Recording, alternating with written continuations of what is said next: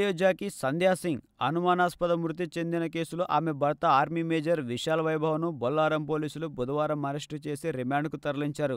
ఘటనకు సంబంధించి ఇన్స్పెక్టర్ మహేష్ తెలిపిన వివరాల ప్రకారం సంధ్యా సింగ్ కొద్ది రోజుల క్రితం తన బెడ్రూమ్లో ఫ్యాన్కు చున్నీతో ఉరివేసుకుని ఆత్మహత్యకు పాల్పడింది. కాగా సంధ్యా సింగ్ ఆత్మహత్య చేసుకున్నది పిలికిది కాదని, హత్య చేసి ఆత్మహత్యగా చిత్రీకరించారని మేజర్ విశాల్ వైభవ్, అతడి తల్లిపై మృతురాలి సోదరి ఉమాసింగ్ బొల్లారం పోలీసులకు ఫిర్యాదు చేశారు.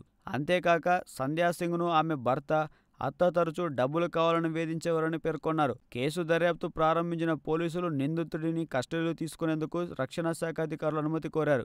అంతలోనే విశాల వైభవ్ గుండెపోటు వచ్చిందంటూ రక్షణ శాఖ ఆసుపత్రిలో చేరారు. కాగా పోలీసులు రక్షణ శాఖ అధికారులపై ఒత్తిడి పెంచడంతో మిలిటరీ అధికారులు నిందితుడిని బొల్లారం పోలీసులకు అప్పగించారు. దీంతో అతడిని అదుపులోకి తీసుకొని విచారిస్తున్నట్లు పోలీసులు వివరించారు. ఈ వీడియో మీకు నచ్చినట్లయితే సబ్స్క్రైబ్ చేయండి. ఫిలిమి స్టార్స్ బోలెడంత న్యూస్ బోల్డ్గా.